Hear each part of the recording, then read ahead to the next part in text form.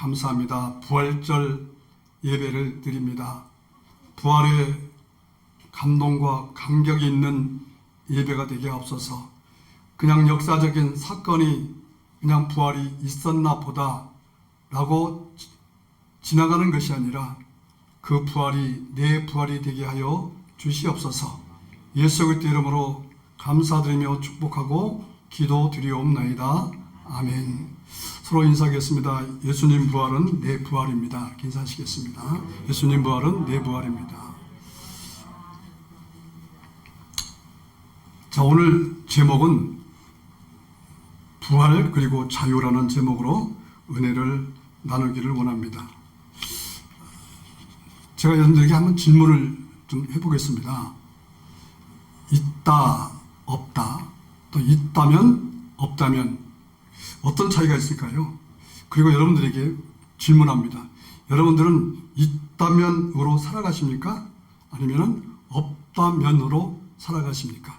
여기는 분명히 있다면으로 살아가시는 분도 계시고 어떤 분들은 없다면으로 살아가시는 분들이 분명히 계십니다. 이것은 엄청난 결과를 가져오게 된 것입니다. 저 어떤 감옥에 앤디와 네디라는 사람이 감옥에 갇히게 됩니다. 이 앤디라는 사람은 있다라고 생각하는 사람이 있다라고 생각했고, 이 네드라는 사람은 없다라고 생각했어요. 근데 이 앤디라는 사람의 있다라는 생각은 사실 현실적으로 볼 때 상당히 황당한 그런 생각이었습니다. 현실적으로 볼 때는 있다라고 말할 수가 없었어요. 할 수가 없었던 거예요. 근데 이 네드라는 사람은 없다고 생각한 사람이었는데 사실 그 사람 말이 맞았습니다. 그 사람 말이 맞는 겁니다. 그 상황에서는 할 수가 없는 것입니다. 할 수가 없는 것입니다. 근데 어떤 결과를 가져왔냐면은 이 앤디라는 사람은 그 감옥에서 탈출하게 됩니다. 근데 이 네드라는 사람은 그 감옥에서 수십 년 동안 그냥 형을 받은 대로 살다가 조금 감면을 받고 나왔는데 나와서 사회생활을 하지 못하고 적응하지 못하고 그만 죽어버리고 말았습니다. 근데 이 두 사람은 어떤 사람이냐면은 정말 잘못하고 정말 나쁜 짓 하고 들어온 것이 아니라 두 사람은 다 누명을 쓰고 들어온 사람이었어요. 그러니까 한 사람은 있다라고 한 사람은 탈출을 했고 그리고 그 누명을 다 벗고 그 사람은 거부가 되어서 잘 살게 되었고, 이 네드라는 사람은 그 억울한 누명을 벗지도 못하고 그냥 주어진 대로 살다가 밖에 나왔는데 형을 감면만 밖에 나왔는데 결국은 자유를 누리지 못하고 결국은 죽어버린 거예요. 이게 어떤 내용이냐면은 1994년도에 나온 쇼생크 탈출이라는 영화입니다. 쇼생크라는 감옥에 갇힌 두 사람이, 거기 사실 많은 사람이 있었죠. 근데 두 사람을 이제 포커스를 잡아서 영화를 만들어서 그런 영화를 제가 본 적이 있어서 여러분들에게 말씀하고 있는 것입니다. 있다와 없다라는 차이는 어마어마한 것입니다. 있다라는 사람은 있으니까 있다고 했을 것이고 없다라는 사람도 맞을 것입니다. 있다라는 사람도 현실적으로 볼 때 지금 현실로 보면은 그것도 맞고 없다라고 생각하는 사람도 그것도 맞아요. 근데 맞고 안 맞고는 얼마 후에 그것이 증명되어지는 것입니다.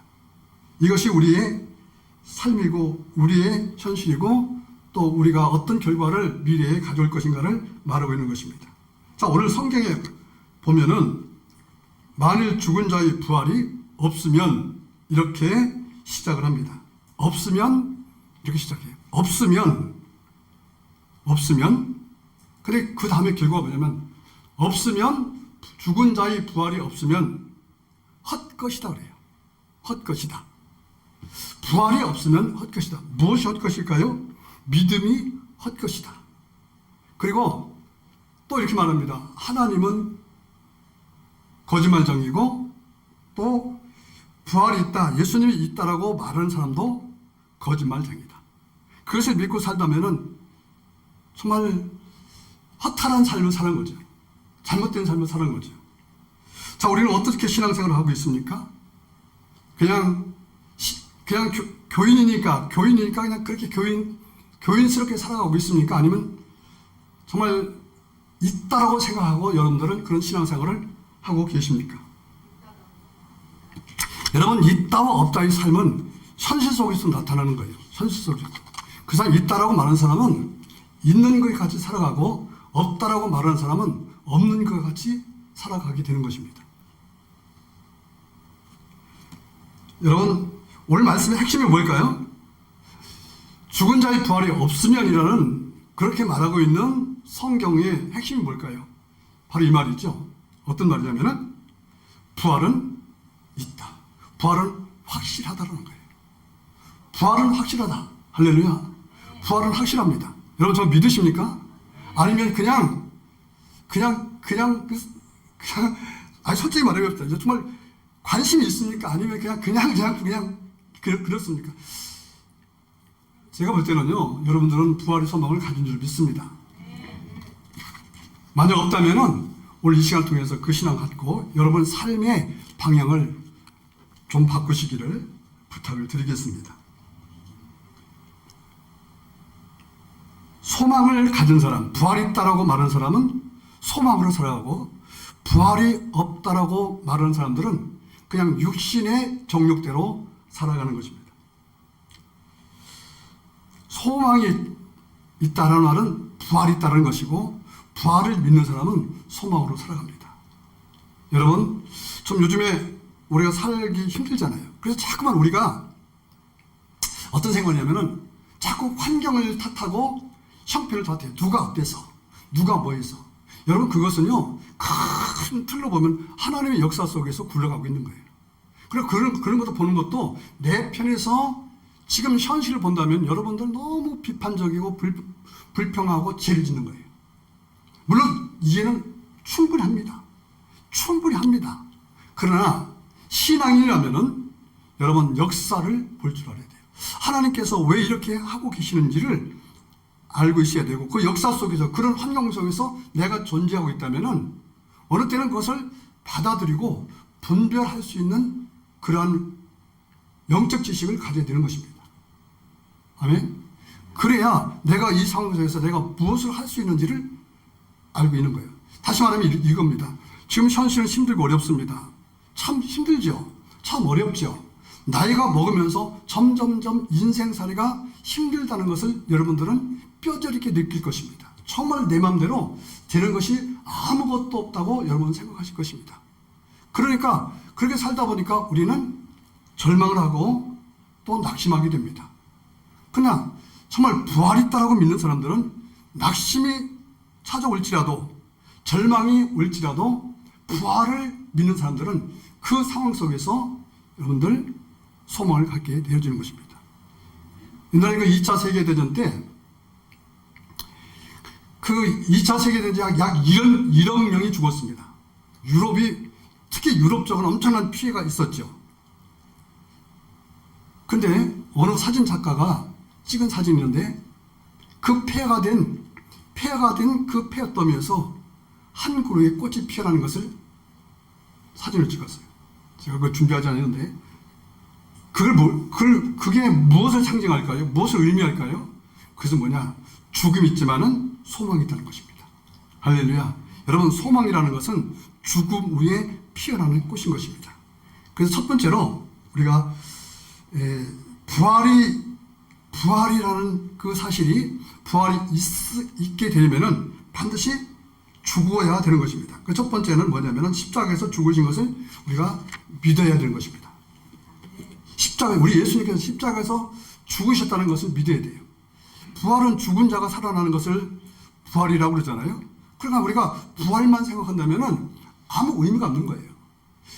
왜 부활이 있었는지를 우리가 알려면은, 그것을 믿으려면은 반드시 십자가를 통과해야 되는 것입니다. 십자가의 죽음을 통과해야 부활을 맞이하게 될 수가 있는 것입니다. 여러분, 예수님께서는 십자가에서 죽으셨을까요? 안 죽으셨을까요? 여러분들은 죽었다고 여러분들 말씀하실 줄로 믿습니다. 할렐루야. 제가 물어보면 제가 바보죠. 다 알고 있잖아요. 지식으로 얼마나 잘합니까? 여러분, 예수님께서 어디서 죽으셨죠? 십자가에 죽으셨어요. 예수님께서 왜 죽으셨죠? 나 때문에 죽으셨어요. 맞습니다. 맞습니다. 여튼 간에 어찌됐든 간에 죽으셨습니다. 할렐루야. 지식으로 알든 마음으로 알든 확실한 것은 죽으셨다는 사실입니다. 자, 봅시다. 고린도전서 15장 3절 함께 읽습니다. 시작. 내가 받은 것을 먼저 너에게 전하였노니 이는 성경대로 그리스도께서 우리 죄를 위하여 죽으시고. 고린도전서는 사도 바울이 쓴 고린도 교회에 보내는 편지죠. 근데 이 고린도전서 15장은 무엇을 말하고 싶은 장이냐면은 부활을 전하고 싶은 장이었어요. 부활이 있다는 것을 말하고 싶었어요. 근데 이 부활이 있다는 걸 말하기 전에 사도 바울은 예수님께서는 십자가에 죽으셨다고 말합니다. 근데 그것을 그냥 죽으셨다고 말하지 않고 성경대로 죽으셨다. 여러분, 성경대로 죽으셨다는 거예요. 여러분, 잘 이 말을 좀 넓혀봅시다. 성경대로 죽으셨다. 그러니까 무슨 말이냐면 예수님께서는 한 시대에 그냥 우연하게 죽은 것이 아니라 성경대로, 그러니까 하나님의 계획대로, 하나님의 뜻대로 죽으셨다는 거죠. 왜 죽으셨을까요? 죽으신 이유가 뭐죠? 이유는 여러분 잘 아시죠? 나 때문이잖아요. 우리 때문에 예수님께서 죽으셨잖아요. 여러분 믿으십니까? 여러분 정말 믿으십니까? 정말 믿으셔요? 예, 믿습니다. 자, 성경대로는 말은 무슨 뜻이냐면 구약에 예언된 대로. 지난주에 우리가 그가 찔림이라는 제목으로 말씀을 들었잖아요. 이사야서 53장 5절 6절 한번 읽어볼까요? 시작. 크게 시작. 그가 찔림은 우리의 허물 때문이요 그가 상함은 우리의 죄악 때문이라. 그가 징계를 받음으로 우리가 평화를 누리고 그가 책찍에 맞음으로 우리는 나음을 받았도다. 우리는 다 양 같아서 그릇 행하며 각기 제 길로 갔거늘 여호와께서는 우리 모두의 죄악을 그에게 담당시키셨도다. 아멘. 자, 우리 이 성경에 보니까 분명히 예수님께서는 우리의 죄악 때문에 죽으셨다고 그러셨습니다. 그리고 예수님께서 죽으신 것은 인간적인 마음으로 볼 때는 우리가 그 영화 패션 오브 크라이스트라는 영화를 보면서 거기서 너무 정난하게 예수님께서 책찍 맞으시고 가시 면류관 쓰시고 또 뭐 상하시는 모습을 우리가 보면서 많은 사람들이 웁니다. 많은 사람들이 웁니다. 저도 그랬어요. 그때 제가 그 수원 터미널 버스터미널 그 2층에 있는 그 영화관에서 봤는데 같이 가신 분도 같이 울었어요. 정말 그거 보면 정말 눈물이 나죠. 근데 여러분 바로 이겁니다. 그것 때문에 신앙에 좀 도움도 됐을 줄 압니다. 근데 눈물 흘리고 끝나면 안 돼요. 지난주 설교도 제가 말씀드렸지만은 예수님께서 우리의 동정 받으시려고 죽으신 것도 아니에요. 우리에게 감성을 주셔서 뭔가 참 좋으신 분이다. 나는 좋은 사람이야. 내가 이런 사람이야. 그렇게 하기 위해서 죽으신 것도 아니에요. 우리의 본질적인 것을 해결하기 위해서 죽으신 거예요. 그래서 성경에 보니까 그랬잖아요. 우리 모두의 죄악을 그에게 담당시키셨도다. 우리 모두의 죄악. 여러분 한번 이거를 깊게 한번 여러분 묵상해 보셨나요? 우리 예수님께서 죽으신 이유는 나의 모든 죄악 때문에 죽으셨다. 그 죄악의 대가가 뭐죠? 그 바로 있으면 없으면 차이입니다. 그 죄악의 대가가 뭐냐면은 예수님께서 상하시는 거예요. 이사야서 53장에 있는 5절에 있는 말씀과 똑같은 그런 우리가 그렇게 당해야 되는데 우리 예수님께서 우리를 대신해서 당하시는 거다. 그 말입니다. 그리고 당하실 뿐 아니라 그분은 죽으셔야 됩니다. 그러니까 예수님께서 십자가에 못 박혀 죽으시는 것은 이것은 하나님 편에서 보면은 당연한 말을 그분의 죄가 있어서가 아니라 우리의 죄를 그분께서 다 짊어지셨으니 죄의 싹은 사망이기 때문에 죽음이기 때문에 그분은 죽으셔야 된다 그 말입니다. 근데 우리가 잠깐 여기서 머물러야 돼요. 우리는 그냥 고난주간이 됐으니까 그냥 그가 찔리면 노래나 듣고 물론 그것 때문에 은혜가 되죠. 여기서 끝나면 안 된다. 또 감성해져 있고 감상해져서 살면 안 된다는 거죠. 그게 뭘까요? 마음이에요. 우리 마음이 변화되지 않는다면은, 우리 마음속에 그분의 죽으심이 새겨지지 않는다면은 그것은 지식일 뿐입니다. 죄송하지만 예수님과 상관이 없습니다. 마음과 마음이 하나 될 때, 마음이 생명이거든요. 그것이 하나 될 때, 이 사건이 나의 예수님의 하나님의 마음이고 탕자를 기다렸던 아버지의 마음이었어요. 아버지와 탕자의 마음은 환경을 볼 때는 여러 가지를 따져야 되죠. 여러 가지를 따져야 됩니다. 왜 이랬어? 왜 저랬어? 사람들이 말하잖아요. 나쁜 놈 아니야. 큰아들은 아버지 곁에서 열심히 일했는데 대가가 없는 것 같았는데, 아니 가서 아버지를 떠나서 아버지 속썩이고 아버지께서 그 둘째 아들이 재산이 아들이 아니잖아요.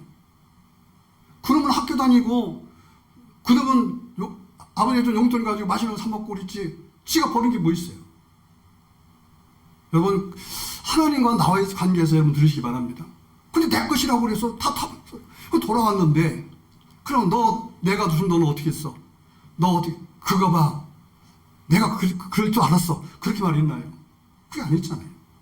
돌아올 때, 그 탕자가 돌아올 때, 그런 거, 큰일 났다. 아버지가 이 자산 다 탕진했으면, 나 5천만 원, 나를 안 받을지도 몰라. 돈 10만 원으로 말하면 나를 매질할지도 몰라. 난 이제 죽었어. 이렇게 생각할 수 있지만 그게 아니잖아요. 그 아버지니까 그 아버지가 나를 받아주실 것이라고 믿었고, 그 아버지에게 돌아가지 않으면 그 현실보다 더 힘든 현실을 살아갈 것을 알았기 때문에 아버지의 마음속으로 간 것이고, 아버지는 그 돌아오는 아들의 마음을 받은 거예요. 신앙이라는 건 그건 겁니다. 마음인 거예요. 그 마음이 없다면 형식이죠.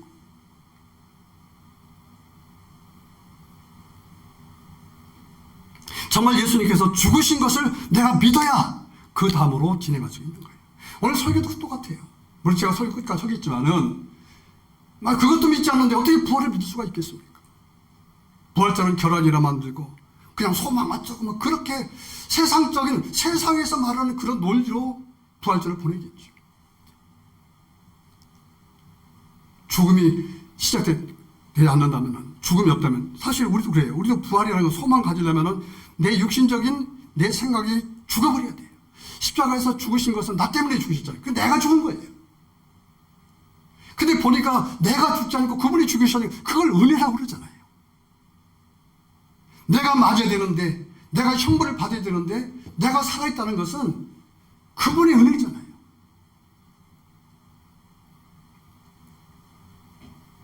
어렵습니까?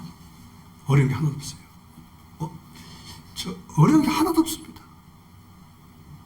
여러분, 죽는 것은 어려운 게 하나도 없습니다.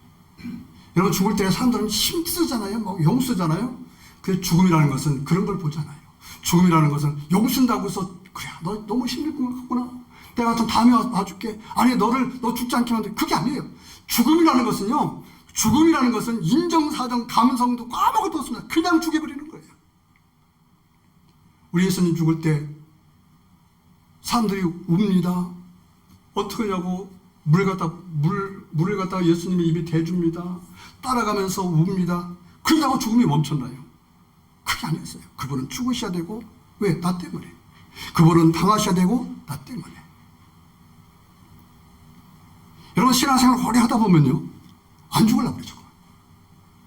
머리는 살았어. 형식은 살았어. 그러면 안 돼요. 여러분, 죽기를 주님의 이름으로 부탁합니다.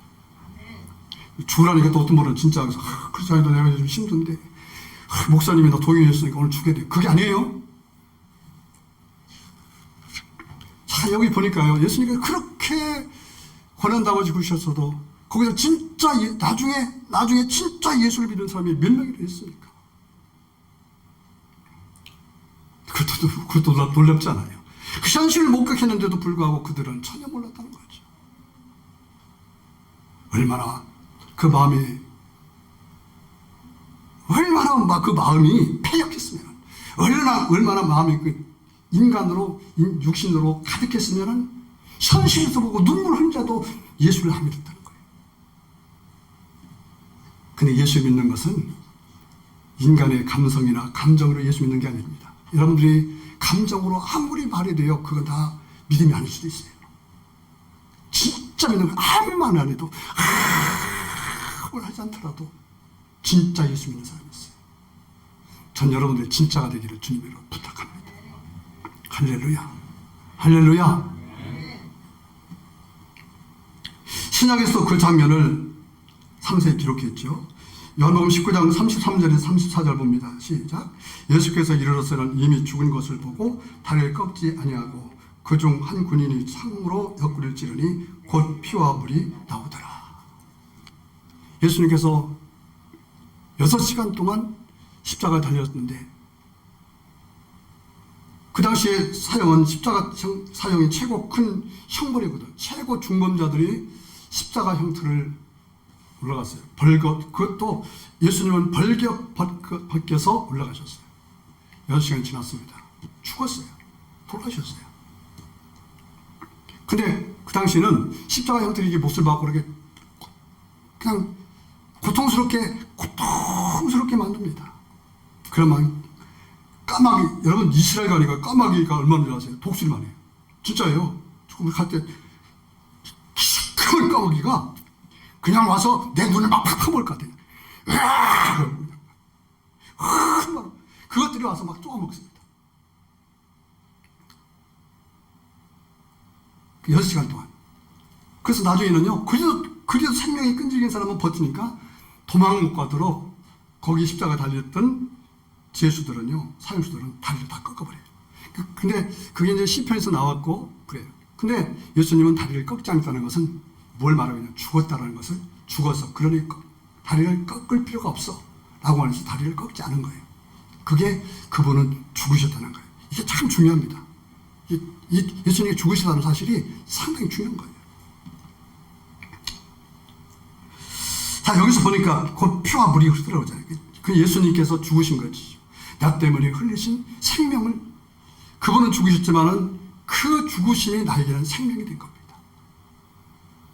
여러분, 좀 뭔가 좀 오시나요? 저는 여러분들이 좀 이렇게 이 마음을 좀 받아줬으면 좋겠어요. 그냥 피하니까, 어떤 분은 피하니까, 더러워, 맞죠? 피라는 것은 생명이 마르는 거거든요. 그분의 물과 피를 다 쏟아, 물과 피라는 것은 생명을 말하는 겁니다. 그 생명을 다 우리에게 주셨다는 거예요. 그분의 죽음은 우리에게 생명입니다. 할렐루야.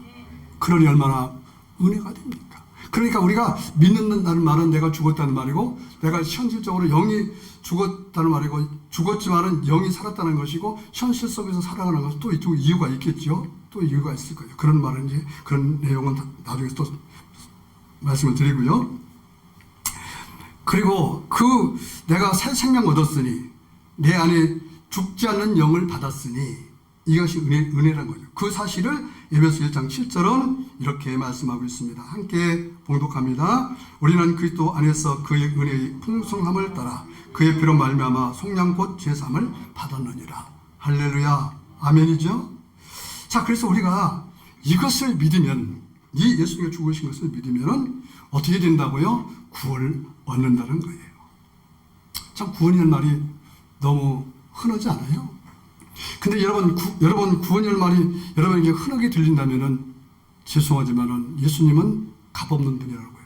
예수님은 참 값없다. 그러니까 예수님께서 값없으니까 나도 내 마음대로 살아가는 거예요. 내 마음대로. 값없잖아요. 예배가 값없잖아요. 기도가 값없잖아요. 은혜가 값이 없잖아요. 그러니까 여러분 보십시오. 가룟유다는 예수님이 값없으니까 300세겔인가, 그 30단은 그 세겔을 받은 것을, 그걸 갖다가 다시 값이 없으니까 가서 던져버리고 버리잖아요. 그걸 버렸다는 것은 뭘 말하냐면은 값이 없다는 거거든요. 근데 베드로는 예수님께서 자기가 살기 위해서 예수님을 부인했지만은 그 예수가 값이 없지 않았어요. 그 예수가 은혜가 얼마나 큰지 몰랐어요. 그래서 다시 베드로는 다시 예수님께 돌아와요. 언제 돌아오죠? 언제 돌아옵니까? 자기 지식으로 돌아왔습니까? 자기 감정으로 돌아왔습니까? 누구에 의해서 돌아왔습니까? 아닙니다. 그는 다시 사신 예수 그리고 약속하신 성령을 받아서 돌아온 거예요. 여러분 성령 받기를 주님으로 축원합니다. 성령 받지 않으면 돌아올 수 없어요. 여러분 성령 받으면 저는 이렇게 말하면 성령 받으면 돌아올 수가 없다. 성령 받아야 예수님께 돌아올 수가 있는 것입니다. 할렐루야. 우리 옆에 분 인사해요. 성령 받읍시다. 이렇게 인사합시다. 좀 우리 강력하게 한번 도전할까요? 진짜 받읍시다. 이렇게 인사합니다. 저는요, 여러분들이 예배 때라든가 이런 것들을 그냥 시키니까 하는 것으로 생각하지 말고 정말 약속으로 하시기 바랍니다. 만약 약속했으니까 난 지켜야 되겠다. 할렐루야. 그냥 하니까 그냥 따라 하는 거예요, 그냥. 그게 뭐예요? 그게 자꾸 하니까 형식이라는 거예요, 형식. 그래서 어떤 분은 또 그래요. 아니, 나 안 할 거니까 안 한다. 아니, 그런 분도 있다니까요. 그런 분도. 그렇게 하면 안 된다는 거예요. 지금 제가 말씀드렸잖아요. 예수님 은혜가 얼마나 큰지를 알고 있잖아요. 우리 신앙이라는 게 뭡니까? 점점 더 예수님께 더 가까이 가려고 예배드리고 있는 거잖아요. 확실하게 있는 것을 알기 위해서, 경험하고 천국 가기 위해서, 또 천국 갈 때까지 확실하게 그것을 믿고 이 세상에서 하나님의 뜻대로 살기 위해서 우리가 예배를 드리고 있는 거잖아요. 자, 로마서 10장 9절 10절 읽어봅니다. 시작. 내가 만일 내 입으로 예수를 주로 시인하며 또 하나님께서 그를 죽은 자 가운데서 살리신 것을 내 마음에 믿으면 구원을 얻으리니 사람이 마음으로 믿어 의에 이르고 입으로 시인하여 구원에 이르느니라. 여러분 이 말씀을 잘 묵상하시길 바랍니다. 그냥 딱 하지 말고요. 마음으로 믿어. 마음으로 믿어라. 입으로 시인했으면은 입으로 시인한 것으로 끝나면 안 돼요. 마음으로 믿어라. 할렐루야. 마음으로 믿어라. 자, 예수님께서는 분명히 우리 죄를 지시고 십자가에 죽으신 것을 여러분 믿으십니까? 그렇습니다. 믿으셨습니다. 아멘. 예수님께서 우리 죄를 담당하시고 죽으셨습니다. 이 사실을 믿으신다면 우리는 구원을 얻게 되는 것입니다. 할렐루야. 제가 만든 찬양, 오늘 그 주영이가 딱 사무실에 올라가요. 목사님, 요즘에 목사님 찬양이 퀄리티가 엄청나게 좋아졌어요. 당연하지. 지금 이제 제가 이제 좀 틀어줘야지. 제가 요즘에 공부를 많이 합니다. 제쯤 시작할 때는 엉터리를 했는데 지금은 조금 초급에서 중급 정도 됐다고 그래요. 따라 부르세요. 그냥 구경만 하지 말고. 못 불러도 괜찮아요. 하신 주 어둠 속에 빛이 되어 우리에게 오셨네. 부활하신 주 예수. 아멘. 아멘입니다. 영원한 생대시에 소금을 이신 주 우리를 살리셨네. 주님 다시 사셨네. 주님 살아나셨네.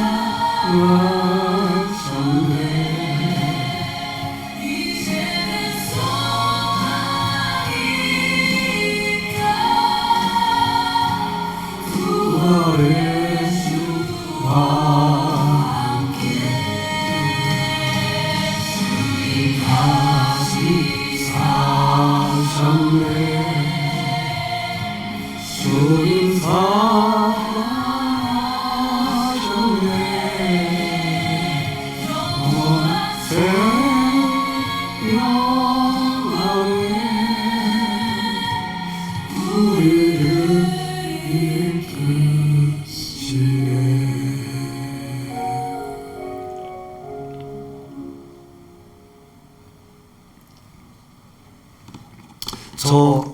가사는 오늘 여러분이 듣고 계시는 고린도서 15장에 있는 가사를 저렇게 가사로 만든 거예요. 할렐루야. 나 같으면 한 번쯤 이렇게 박수 한번 치겠다. 이렇게 눈치들이 없는 분이구나. 치고 기분이 좋아요. 네. 몰랐어. 너무 감동받으시 그러신 거죠? 네. 제가요, 다른 찬양 있잖아요. 다른 찬양을 이제 들으시고 어떤 분이 그 댓글을 넣었어요. 여러분 제가 이제 단톡방에 올렸는데 한 번도 봤는지 안 봤는지 대답 안 했습니다. 안 넣은 줄 생각하고 내가 말씀드립니다. 보셨습니까? 네. 뭘 봤어요? 댓글 나오는 거 올린 거 봤어요? 그럼 아무래도 답답하지 않지. 자, 찬양 올려놓은 찬양을 듣다가 본편이라는 건 제가 쇼츠를 짧게 올려놓고 본편은 이제 긴 걸 본편이라고 하잖아요. 그게 이제 음악 용어로는 롱펌이라고 그러더라고요. 롱펌.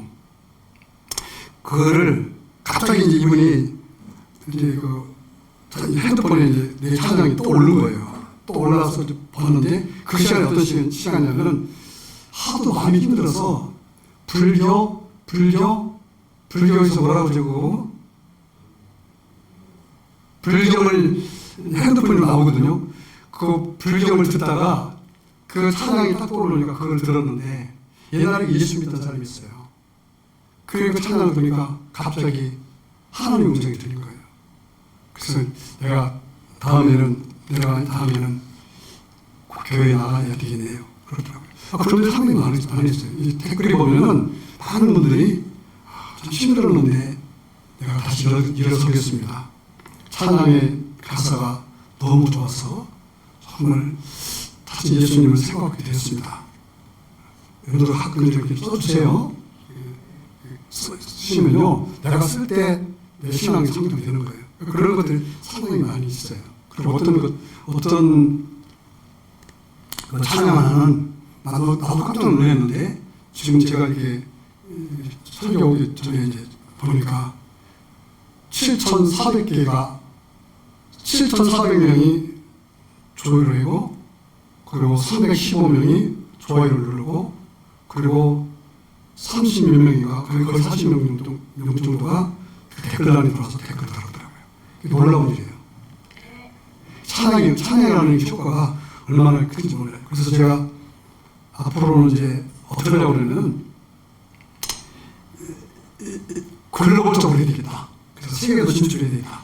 그것은 지금 생각 중입니다. 그래서 이제 모든 찬양을 영어로 번역을 합니다. 여러분들 우리 목사님 영어 잘하시나 걱정할 거 없어요. 비서도 써요.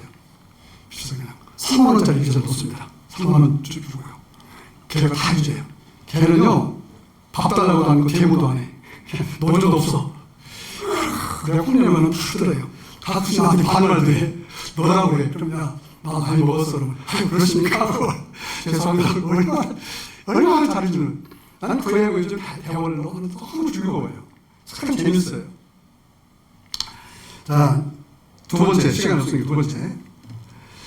정말 우리 예수님께서 정말 부활을 하셨을까? 이렇게 부활의 증거들에 대해서 말씀을 좀 나누려고 하거든요.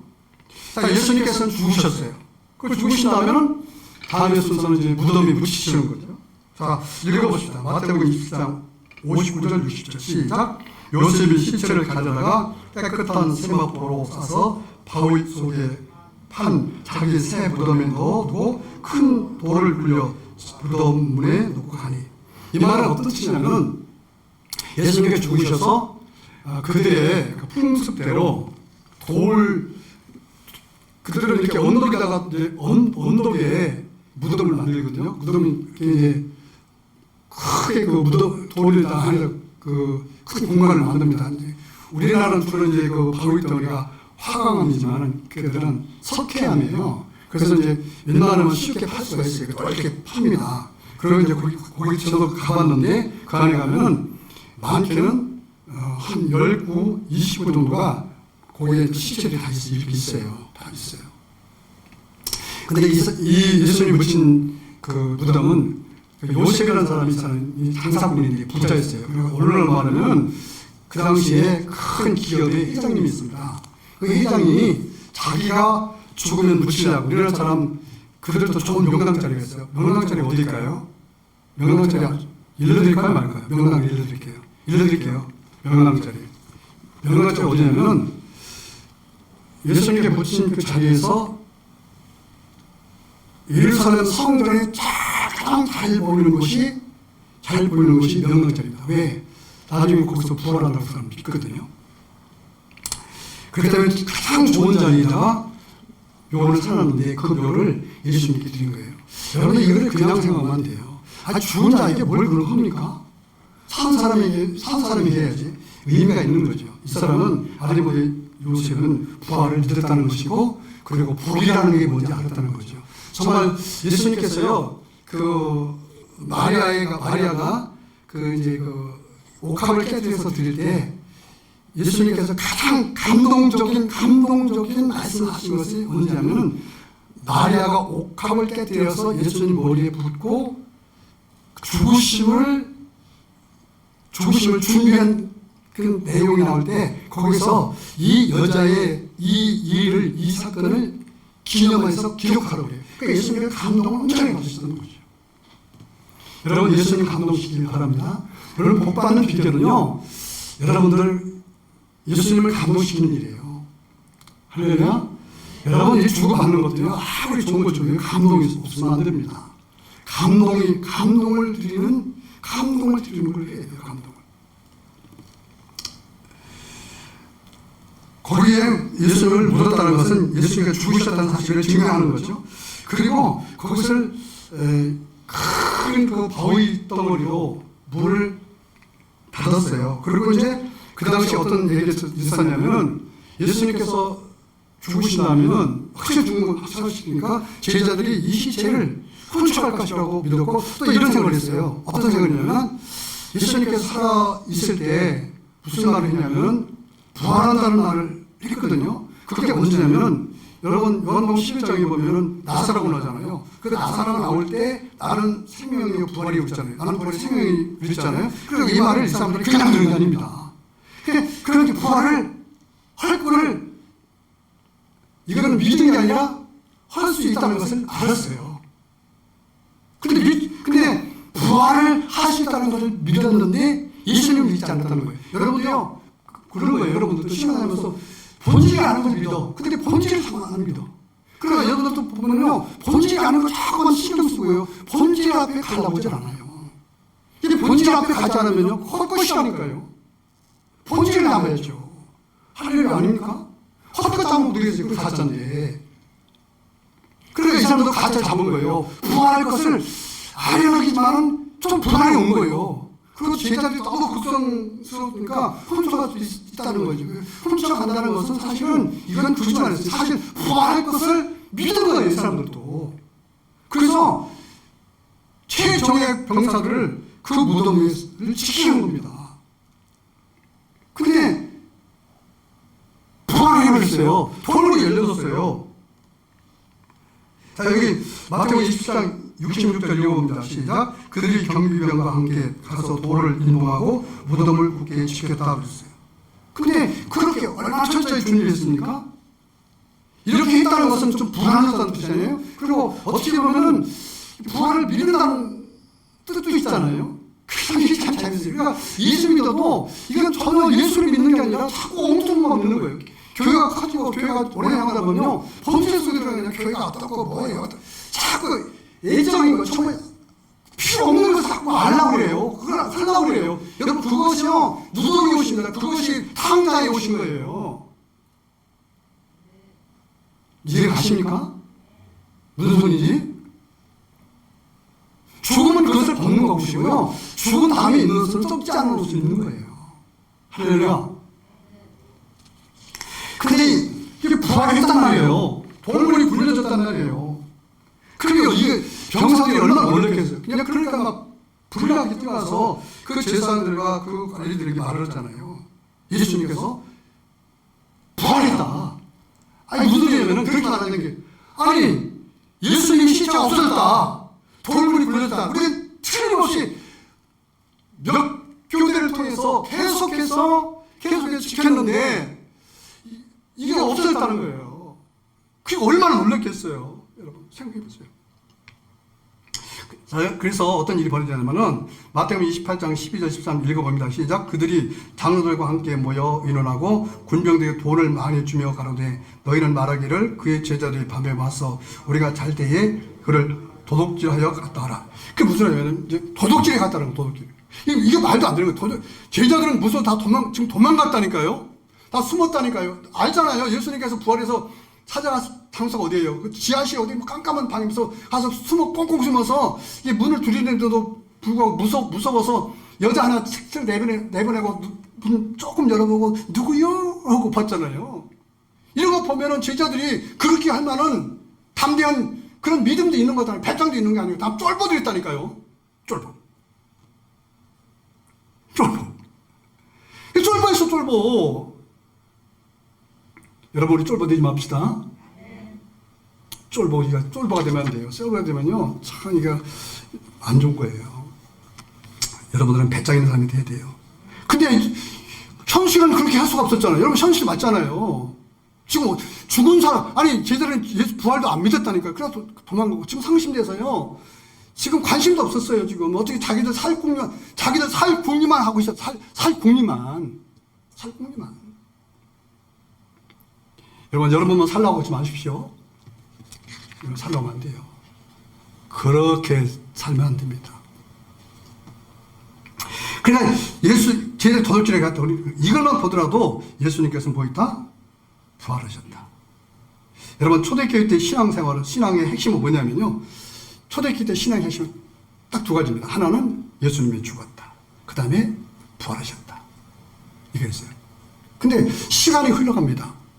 여러분, 시간이 흘러가면요, 믿음이 더 좋아야 되는데 믿음이 더 퇴색되어지는 거예요. 그로부터 해서 이제 한 40년, 50년이 흘러가요. 고린도교회 때. 그 당시에 이거 이제 쓴 거거든요. 그리고 보면은, 이제 이렇게 이제 그 당시에 이제 신앙이 예수님 죽으신 다음에 몇십 년이 흘러간 다음에 신앙생활하는 사람들의 모습이 이런 모습이었다는 거죠. 고린도서 15장 12절 읽어봅니다. 시작. 그리스도께서 죽은 자 가운데서 다시 살아나셨다 전파되었거늘 너희 중에서 어떤 이들은 어찌하여 죽은 자 가운데서 부활이 없다 하느냐. 어찌해서 부활이 없다 하느냐는 거예요. 죽은 자 가운데 보세요. 나오잖아요. 죽은 자 가운데서 부활이 없다는, 이게 참 중요합니다. 이게. 여러분, 죽었다는 걸 믿지 않고 부활을 믿지 않으면 어떤 신앙이죠? 내 멋대로 신앙이에요. 형식은 거룩합니다. 대단합니다. 참 진짜. 근데 쓸데없는 거하고 논쟁하고. 교회 당원이 고린도 교회 때예요. 그때가 고린도 교회 당시에는 고린도 지역이라는 곳이 경제 도시였고 지금으로 말하면 항구 도시였기 때문에 엄청나게 부자였고요. 육신적이었어요. 오늘날 명동 같은 경우였습니다. 부의 상징이었어요. 근데 거기에 뭐가 있었냐면은 그 앞에 우상 아담의 신전들, 이런 신전들이 많이 있었고 그랬어요. 그러니까 거기 또 사탕과도 말하고, 참 놀라운 일은요, 이런 그런 곳에 예수 믿는 사람들이 들락날락 했다니까요. 옛날에 좀 소문 들었지만 옛날에 그새 미아리 점집 많았잖아. 지금 있는지 없는지 모르지만 종합만 모네. 거기 수능시험 보고 뭐 할 때 자기 남편이 무슨 승진하고 그럴 때는 보면요, 335 모여온대요.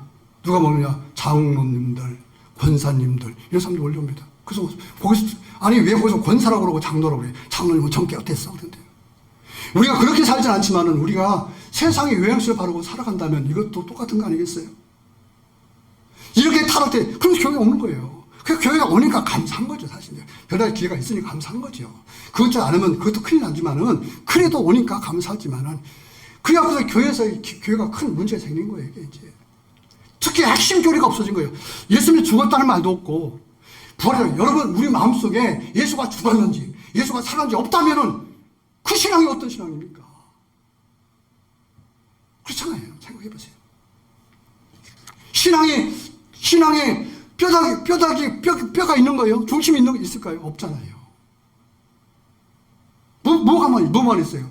그리고 자꾸 엉뚱한 생각만 자꾸 끼는 거예요. 그러니까 교회가 막 흔들흔들하고요. 성도들이 막 보니까 너무 안타까운 거예요.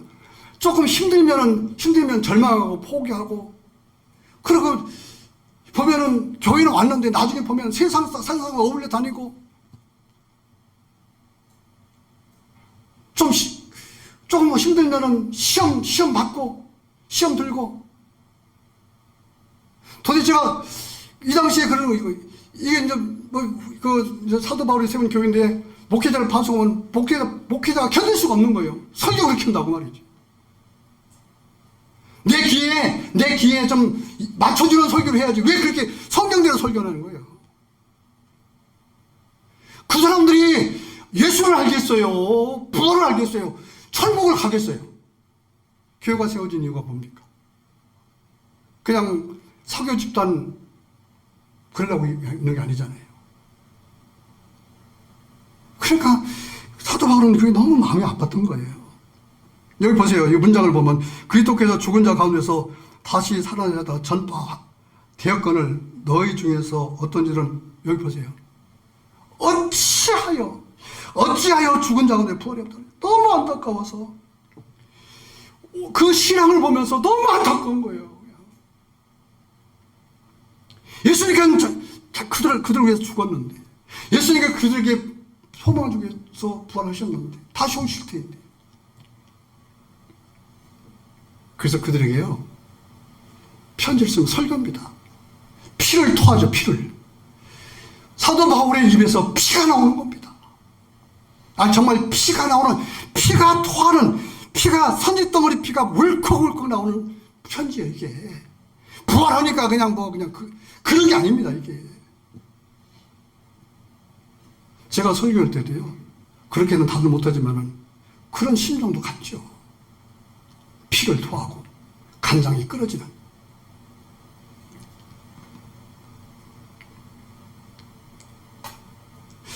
고린도전서는 사도 바울이 쓴 성경이거든요. 그런 예수를 믿지 않는 사람이었습니다. 예수를 잡는데 앞잡는 사람이었어요. 그가 부활하신 예수를 만나잖아요. 너무 확실한 거예요. 너무 확실한 겁니다. 그가 그때만 만났을까요? 아니잖아요. 그래서 그가 만난 예수를 서신서 13권을 쓰잖아요. 지식입니까? 사실이거든요. 사실이랄 그 말이에요. 그 핵심은 예수님의 부활이에요. 죽으시면 사랑. 예수님의 부활이에요. 사랑. 사랑의 안에는 심판이 있거든요. 너 심판받으면 안 돼.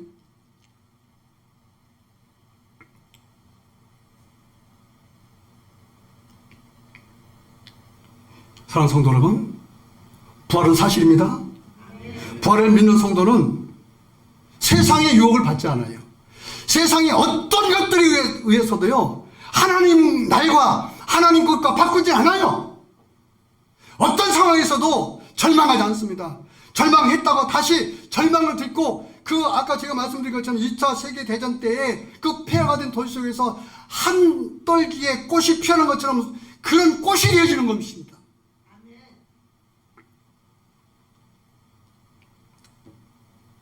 세 번째는, 그런 부활은 나와 어떤 관계가 있을까요?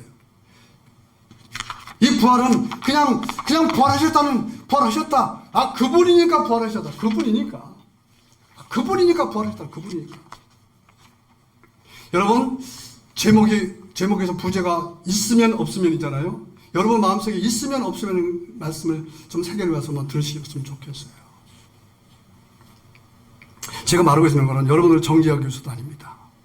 사실 말씀드리고요. 또 여러분들이 이 부활을 통해서 여러분의 죽은 신앙이 이 부활절에 부활되어야 되는 것입니다. 할렐루야. 할렐루야.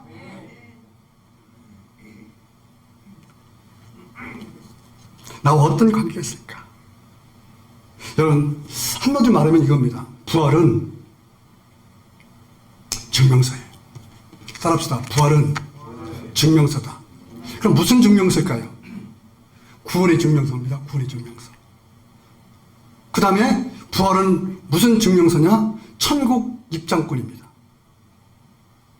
여러분, 예수님이 사랑한다고 말했지만 사랑한다는 것은 십자가에서 표현됐지만은 진짜 사랑이 뭐냐면, 진짜 사랑은 우리를 천국까지 데리고 가야 되는 것이 진짜 사랑인 거예요. 그렇죠? 여러분, 그만 내리실래요? 이 열차에서 이 축복의 세계로 천국 가는 세계에 가는 열차가 지금 출발했는데 그냥 내리실 겁니까? 근데 이 천국 열차는 내려주지 않아요. 정차하지 않습니다. 그러면 내리시는 방법이 딱 하나 있어요. 여러분들 뛰어내리세요. 뛰어내리시면 죽던가 다치던가 그래요. 그러면 결국은 지옥 가는 거죠. 어떤 분이에요? 뭐 목사님 협박하십니까? 협박이 아니에요. 천국 지옥이 있으니까 부활이 있는 거예요. 천국 지옥이 있으니까 죽으심이 있는 거예요. 저는 천국과 지옥을 갔다 왔어요. 42일 동안 천국과 지옥을 수차례나 왔다 갔다 했습니다.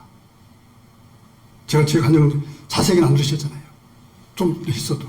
제가 신학교 들어가기 전에 좀 몸이 아플 때 40일 동안 아무것도 못 먹고 아팠어요. 내 몸무게 63kg 있어요.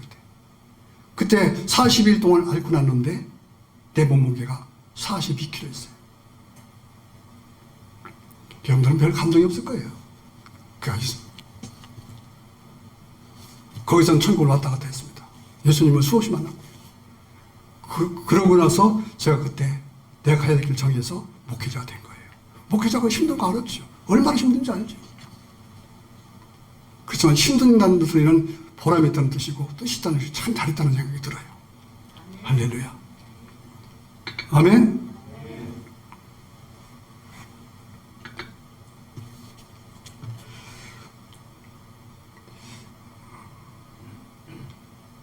자, 고린도서 15장 55절 57절 읽어봅니다. 시작. 사망아 너희 승리가 어디 있느냐? 사망아 내가 쏘는 것이 어디 있느냐? 사망에 쏘는 것은 죄요 죄의 권능은 율법이라. 우리 주 예수 그리스도로 말미암아 우리에게 승리를 주시는 하나님께 감사하노니.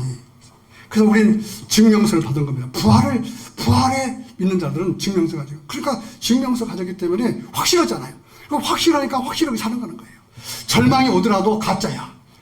할렐루야. 유혹이 오더라도 우리 그 유혹을 이길 수가 있어. 왜요? 보세요. 사망아 너희 쏘는 것이 어디냐? 여러분, 사람이요 가장 무서운 것이 죽음입니다. 죽음을 이길 자가 있어요? 없어요. 아무도 없어요. 죽음이라는 것은 우리가 가장 무서움을 주는 것이고 두려움을 갖다 주는 거예요. 그래서 죽기 전에 무언가 해보자고 그러는 거예요. 그런데 우리는 죽음을 이길 수 있는 증명서를 가졌다. 절망을 이길 증명서를 가졌다. 할렐루야. 할렐루야? 자, 그러면 우리도 부활하나요? 그렇습니다. 자, 고린도서 15장 23절 읽어봅니다. 시작. 그러나 이제 그리스도께서 죽은 자 가운데서 다시 살아 잠자는 자들의 첫 열매가 되셨도다. 사망이 사람으로 말미암았으니 죽은 자의 부활도 사람으로 말미암는도다. 아담 안에서는 모든 사람이 죽은 것 같이 그리스도 안에서 모든 사람이 삶을 얻으리라. 그러나 각각 자기 차례대로 되리니 먼저는 첫 열매인 그리스도요 다음에는 그리스도의 강림하실 때에 그에게 붙은 자요 그랬어요. 여러분, 제가 한번 질문할게요. 저 우리 사택 옆에 가면은 사과나무가 있어요. 작년에 사과 열었을까요? 안 열었을까요? 뭐 안 가본 사람들은 모르지 뭐. 사택 옆에 사과나무 있는 거 아세요? 여러분, 사택 옆에 앵두나무 있는 거 아세요? 앵두나무 꽃이 얼마나 많이 가서 사진 한 번씩 찍고 가세요. 그냥 단체 아시긴 좁으니까 개인 사진 너무 이뻐요. 그냥. 그러면은 작년에 사과 열었으면 올해 사과가 열릴까요? 안 열릴까요? 근데 사과가 안 열 수도 있죠. 왜요? 사과는 죽어버렸습니다. 요한복음 15장에 예수님께 붙어있으면 하나죠. 우리는 가지잖아요. 예수님께 붙어있으면 우리는 사과나무와 하나입니다.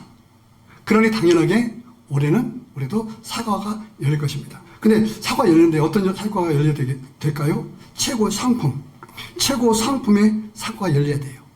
최고 상품의 사과 열리기를 주님 여러분으로 부탁합니다. 어떤 사과는 떨어지기도 해요. 어떤 사과는 병이 들기도 해요. 어떤 사과는 세상의 풍파에 휩쓸려서 결국은 상품이 못 되고 버림받는 사과도 있어요. 중요한 것은 결과입니다. 결과예요. 사고가 열릴 거예요. 자, 이게 무슨 말일까요? 우리가 예수님께 붙어 있으면, 예수님께서 부활하셨다면 우리도 부활해요. 그럼 언제 오느냐? 언제일까요? 예수님께서 성경에 분명히 그러죠. 강림할 때 하신다. 지금 강림이라는 말은 다시 오신다는 뜻이죠. 강림하신다는 말은 분명히 강림하신다고 했기 때문에 분명히 예수님은 오실 것입니다. 할렐루야. 지금도 예수님은 말씀으로 오셨어요. 할렐루야. 근데 확실하게 예수님께서 오실 것입니다. 강림하신다고 했으니까. 아멘. 지금 어쩌면은 강림하실 때가 됐는지 몰라요. 저는요, 마음속에 이런 생각도 해봅니다. 이제는 아마겟돈 전쟁, 이 전쟁은 어떤 전쟁이냐면 종말을 구하는 전쟁이에요. 지금 그렇게 가고 있습니다. 지금 자꾸만 그렇게 국제세계가 그렇게 지금 재편되고 있어요. 그래서 어떻게든지 해서 하나님의 편 된 사람을 공격하기 위해서 하나가 되고, 그리고 또 한 사람은 그것을 또 무력화시키기 위해서 하고, 결국은 이게 성경으로 봐야 되는 거예요. 역사는 성경으로 봐야 되지, 이 세상 사람들이 말하는 역사로 보면 이건 다 거짓말입니다. 거짓말이에요. 지금 그렇게 하고 있어요. 그래서 어쩌면은 그날이 가까우고 있잖아요. 왜? 전쟁, 기근이니까요. 여러분 힘드니까 안 했으면 좋겠죠? 그 안 했으면 좋겠어도 안 나요? 하는데 어떨 거예요? 여러분 생각해보세요. 아이고, 어떤 분이 그러더라고요. 누구, 그 사람이, 저기 미국 어떤 사람이 오늘 저녁에 잠자다가 내일 안 일어나면 좋겠다. 그러더라고요. 근데 안 일어나나요? 더 벌떡 일어나지. 안 되는 거예요. 하나님 뜻을 받아들이고 그런 세계관을 가지고 볼 수 있는 눈을 자꾸 갖는 게 중요한 거지. 자꾸 내 현실에서 보면은요, 자꾸만 내가 무력해지고, 내가 조그마지고, 소망이 없어지는 거예요. 왜 그렇게 살아요, 여러분들? 성경에 분명히 하나님 눈을 가져라고 있는데, 아멘 아닙니까? 쫄보가 되지 말고, 백보가 되자. 할렐루야. 자, 이제 결론을 내릴게요. 부활은 사실입니다. 부활은 사실입니다. 부활은 모든 죄가 살아있다는 증거인 것입니다. 그래서 우리의 구원은 단순히 예수님께서 나의 죄 위해 죽으셨다는 고백으로만 구원받는 것이 아닙니다. 부활하셨다는 것이 믿어지는 것입니다. 로마서 10장 9절 10절 함께 봉독합니다. 시작. 내가 만일 내 입으로 예수를 주로 시인하며 또 하나님께서 그를 죽은 자 가운데서 살리신 것을 내 마음에 믿으면 구원을 받으리라. 사람이 마음으로 믿어 의에 이르고 입으로 시인하여 구원에 이르니라. 아멘. 할렐루야. 예수님은 나를 위해 죽으셨어요. 그리고 사흘 만에 사망 권세 이기시고 부활하신 것입니다. 이제 예수님의 부활의 은혜를 힘입어서 여러분의 죽음, 영적 죽음에서 일어나는 부활하는 오늘이 되기를 주님 이름으로 축원합니다. 현실의 절망의 무덤에서 다시 일어나시는 여러분 되기를 바랍니다. 여러분, 현실의 죽음에서 수위가 여러분들 죽음을 당하면은 아무것도 못하겠대. 난 이상한 거예요. 죽은 사람 뭘 꽁꽁 묶어요? 살까봐 묶는 거 아니겠어요? 살까봐. 살아나지 말라고. 야, 너 죽었으니까 나 살지 마. 네가 살아면 네 자산 내 거가 안 돼. 너 다시 뺏어갈지도 몰라. 내 밥그릇 작아져. 그래서 묶나요? 아닌가요? 여러분 세상이 그렇잖아요. 그래서 여러분들은 그렇게 지금 결박당해 살고 있잖아요. 지금 세상에 돈이라는 결박, 그리고 절망이라는 결박, 그리고 분노라는 결박, 상처라는 결박, 그리고 영적 무지라는 결박, 교만이라는 결박, 이렇게 꽁꽁 묶여서 지금 여러분 그게 죽음이거든요. 이제는요, 부활하신 예수님께서 여러분께 빛을 줄 믿습니다. 그 빛을 받으셔서 이제 여러분들 묶고 있는 결박을 끊어버리시고 그 사망의 무덤에서 일어나셔서 예수님께 나오는 저와 여러분 되기를 주님의 이름으로 축원합니다. 축원합니다. 축원합니다. 우리 다 같이 통소로 기도하겠습니다. 주님, 다시 일어나겠습니다. 다시 주님께 나가겠습니다. 소망으로 나가겠습니다. 내가 변화되겠습니다. 이제 나도 부활하겠습니다. 다 함께 통소로 주님의 이름 한번 부르시고 통소로 기도합니다. 주여, 할렐루야. 거룩하신 아버지 하나님, 은혜와 사랑을 감사합니다. 하나님 아버지, 부활절을 맞이해서 다시 한번 부활과 그리고 자유라는 제목으로 함께 은혜를 나눴습니다. 부활은 자유입니다. 부활은 소망입니다. 소망은 자유인 것입니다. 우리 사는 성도가 이 부활절에 예수님을 만나게 하시고 또 진리를 알게 하시고 이제 부활하신 예수님과 하나 되어서 이 세상을 이겨내게 하시고 사망을 이겨내게 하시고